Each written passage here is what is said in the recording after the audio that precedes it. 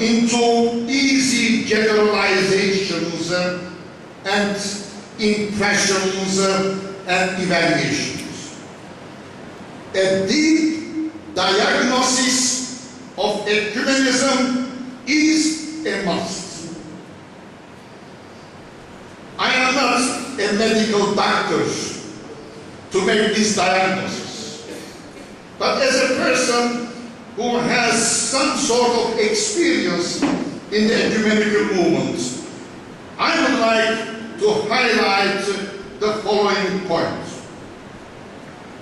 The first, ecumenism must be owned by the churches. Ecumenism is a church-centered movement.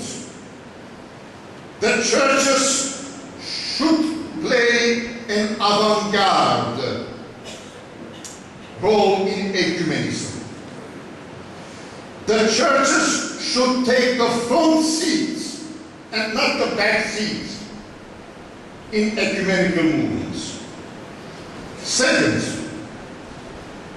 ecumenism must become people-oriented movements, not a sort of clerical, ecclesiastical movement. By church, I mean community. You are the church. Clergy, women, citizens, students, young, all. We are the church. And ecumenism should not remain here on the podium with the clergy. It should penetrate the life of the church, the people of God. 3. Ecumenism must preserve this delicate balance between movements and institution. The distinction between the two is very important. But separation could be dangerous. Any sort of movement, even faith, needs some sort of structures, pattern, form of self-expression. Therefore, ecumenism must preserve its movement character, but at the same time, institutional expression of movement is important. How can we maintain this balance? It's a challenge. It's not easy. 4. A credible ecumenism must respond to the emerging challenges and realities and concerns of constantly changing times. That is why in the last 2 decades, the ecumenical movement has been trying to restructure, reconfigure, renew itself in order to become more and more responsive to the changing realities. In other words, a credible ecumenism must be able to keep pace with the rhythm of changing times and realities.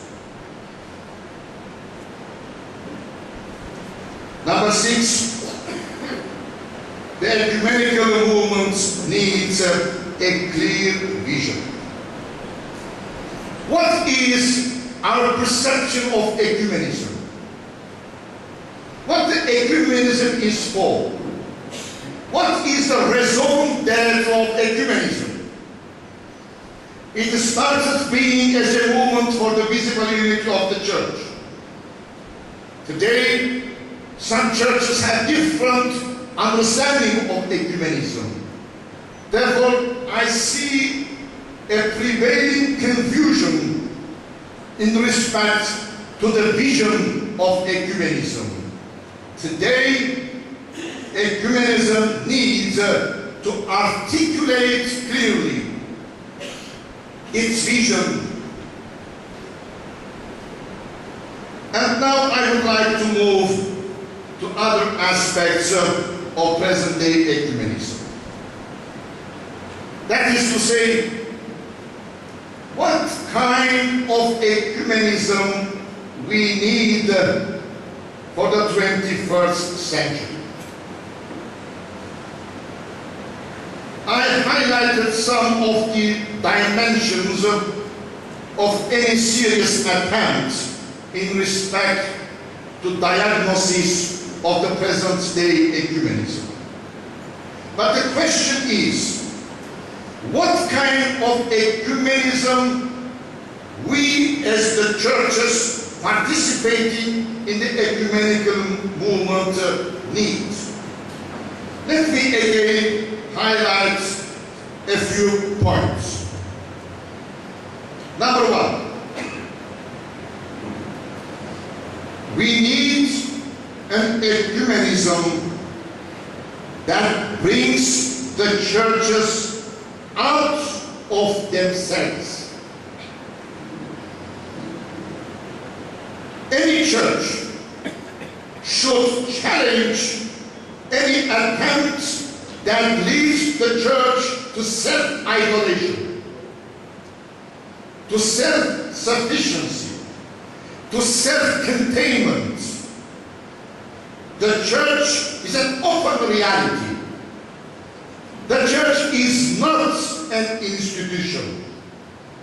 The church may, and in fact should have, institutional manifestations in time and space. But the church, by its very essence, is a missionary reality. The church must come out of itself, and the church becomes authentically itself in the life of the people. When the church becomes a living koinonia, a community centered on the faith of our Lord Jesus Christ. Therefore, we need the kind of ecumenism that challenges the churches to come out of themselves. The kind of ecumenism that challenges the prevailing localism, confessionalism, bilateralism, exclusivism, all kinds of isms that imprison the church in a given local context. We need the kind of ecumenism that brings the churches together, that engages the churches in interrelation, interaction, interdependence. Let's not forget that eventually we all belong to the one Church of Christ. Second,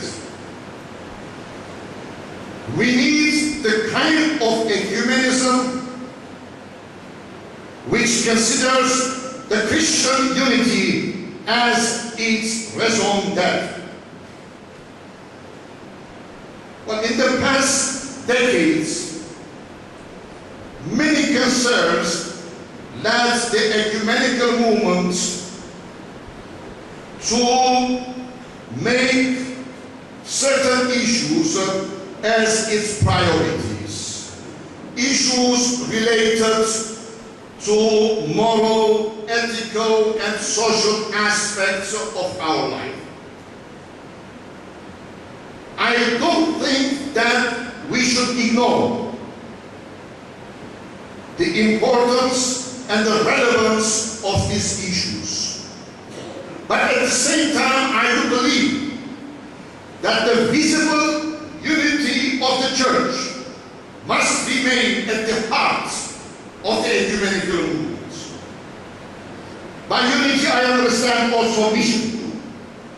We cannot divorce unity from mission, mission from unity. They are closely interconnected. Therefore, the ecumenism for the 21st century must take seriously into consideration the